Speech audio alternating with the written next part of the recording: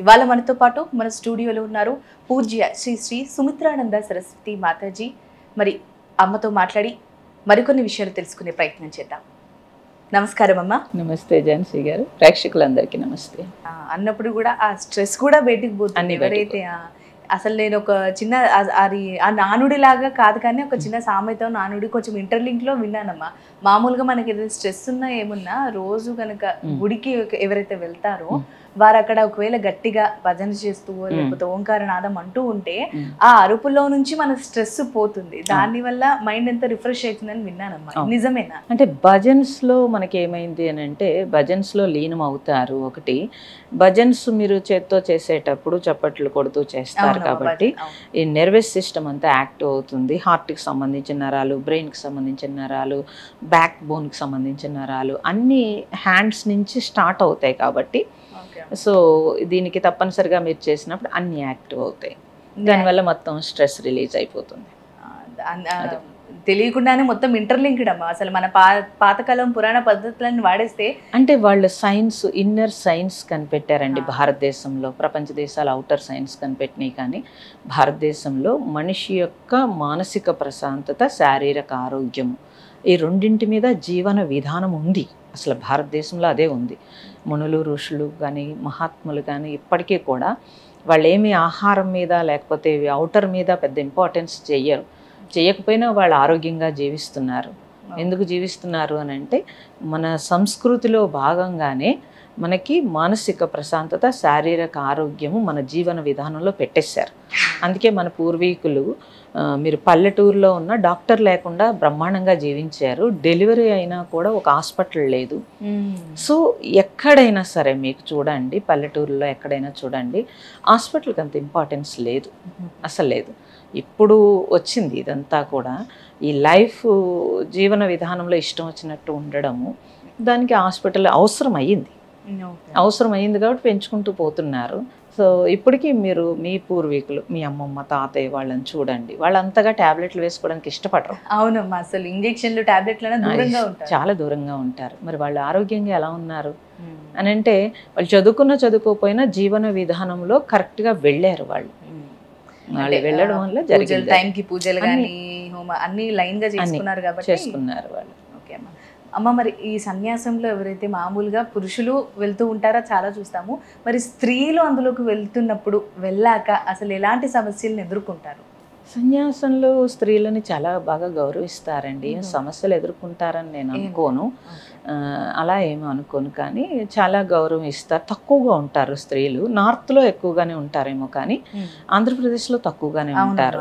నేను మా దయానంద పరంపరలో ఆంధ్రప్రదేశ్ నుంచి నేనే ఫస్ట్ అని చెప్పారు వారు, చెప్తే కానీ నాకు తెలియలేదు.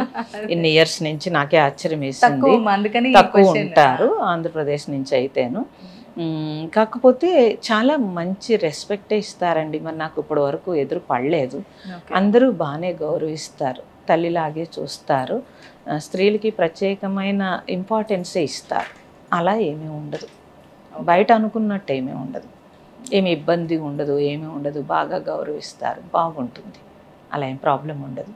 స్త్రీలు రావచ్చు, అలా ఏమీ భయపడాల్సిన అవసరం లేదు. అంటే అందరూ తల్లిలాగే ట్రీట్ చేస్తారు, మరి మదర్ లాగే ట్రీట్ చేస్తారు. సో నేను బండారాలకి వెళ్ళాను, చాలా భిక్షల దగ్గర చూశాను. అంతా కూడా ఫస్ట్ ఇంపార్టెన్స్ స్త్రీలకి ఇచ్చారు బాగా. అదేం ప్రాబ్లం ఏమీ లేదు. ఓకే అమ్మ. మరి ఇన్ జనరల్గా ఇప్పుడు మీరు సాధన చేస్తూ ఉంటారు, ఓంకార సాధన, యోగ విద్య ఇవ్వండి, అండ్ పరులకు సేవ చేస్తూ ఉంటారు, ఎప్పుడు దేవుడి ధ్యానంలోనే ఉంటారు.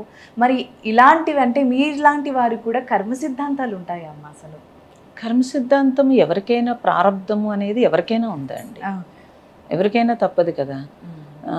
అందుకని అంటే కర్మ సిద్ధాంతం అని ప్రత్యేకంగా లేకపోయినా వారి ప్రారంధానుసారంగా ఏవైతే ఉన్నవో అవి అందరూ అనుభవించాల్సిందే. అక్కడ అయితే ఏమవుతుందంటే, జ్ఞానం ఉంటుంది కాబట్టి ఇబ్బంది లేకుండా యాక్సెప్ట్ చేస్తారు. యాక్సెప్ట్ చేస్తే కనుక ఆ కర్మని ఊరికే ప్రొలాన్ చేసుకోవడమో లేకపోతే ఆ కర్మతో బాధపడిపోవడమో దుఃఖపడిపోవడం అనేది ఉండదు. జ్ఞానం ఉంటుంది కాబట్టి దాన్ని సాక్షిగా చూసి ఓకే ఇది ఇలా వచ్చిందా అని ప్రిపేర్ అవ్వడం అనేది ఒకటి ఉంటుంది. మామూలుగా జ్ఞానం లేకపోతే కనుక అజ్ఞానంలో ఉంటే నాకే ఎందుకు ఎలా జరిగిందని బెంగ, ఇంకో మిగతా వాళ్ళందరూ బాగున్నారన్న బాధ, ఇవి ఎక్కువైపోయి ఇంకొంచెం కర్మను చేస్తారు.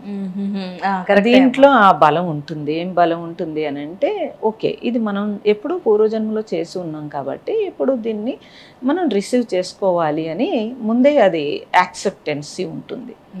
అండ్ సాక్షిగా చూడగలుగుతారు. ఏ దుఃఖము వచ్చినా కూడా అంత దుఃఖం అని అనిపించదు, అది సాక్షిగా చూడగలుగుతారు కాబట్టి ఆ జ్ఞానం అలా ఉపయోగపడుతుంది. తప్పనిసరిగా అందరికీ సమానమే ఏదైనా, అంటే వాళ్ళు ఏది తెచ్చుకున్నారో దాని ప్రకారం. జనులు ఏమనుకుంటారంటే వీళ్ళు మహాత్ములు కాబట్టి వీళ్ళకి రాకూడదు, వీళ్ళకి ఎలా వచ్చింది, రోగం రాకూడదు, లేకపోతే ఇది చేయకూడదు, అది రాకూడదు అని అనుకుంటారు. కానీ అది కరెక్ట్ కాదు. రమణ మహర్షి లాంటి వాళ్ళే రాచపుండితో బాధపడ్డారు, కానీ వాళ్ళ బాధ ఏమి ఎక్స్ప్రెస్ చేయలేదు. వాళ్ళు యాక్సెప్ట్ చేశారు కాబట్టి మహాత్ములు అయ్యారు.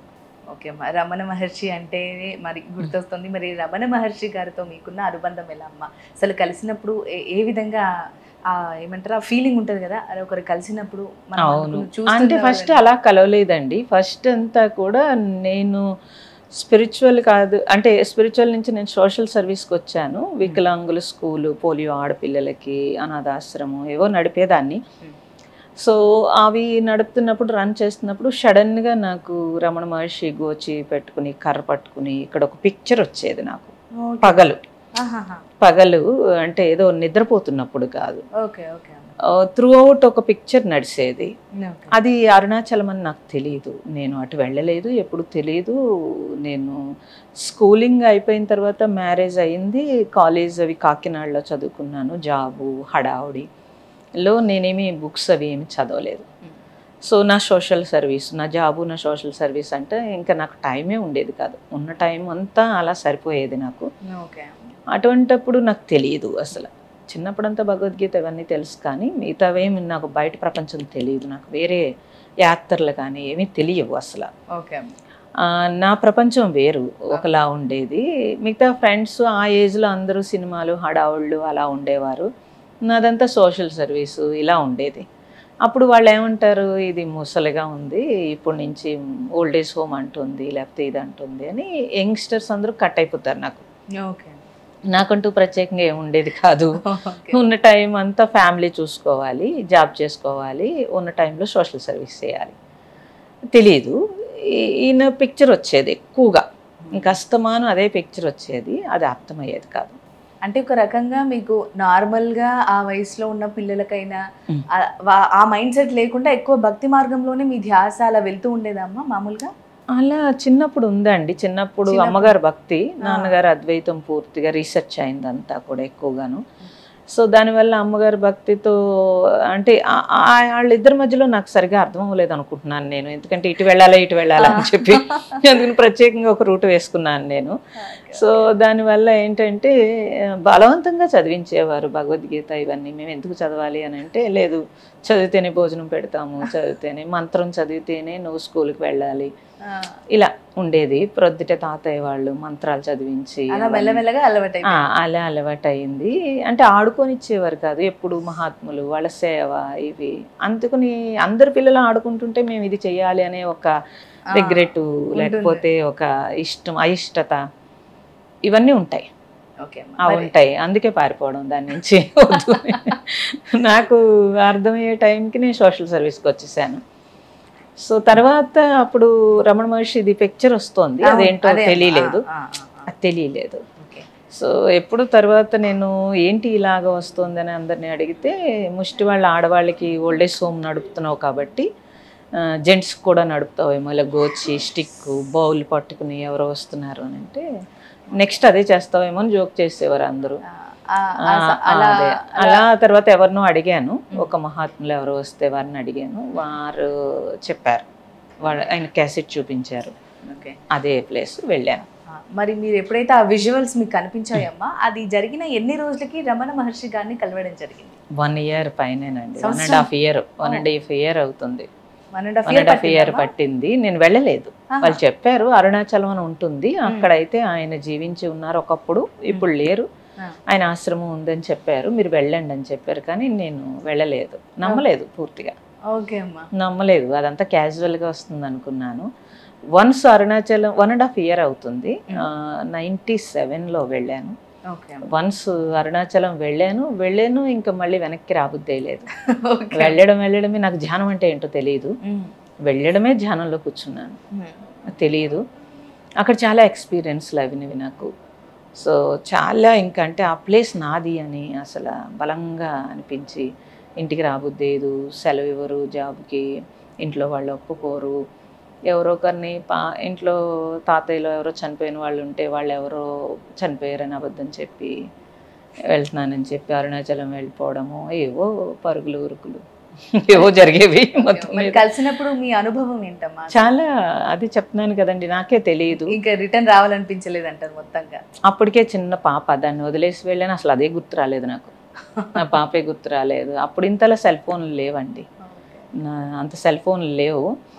సో వెళ్ళటం 2 days కని వెళ్ళిందని 15 రోజులు ఉండిపోయాను. బ్యాక్ రావాలని అనిపించలేదు. నాతో పాటు ఎవరైతే తీసుకెళ్లారో వాళ్ళందరూ వెళ్ళిపోయారు, నేను ఒక్కదాన్నే ఉండిపోయాను.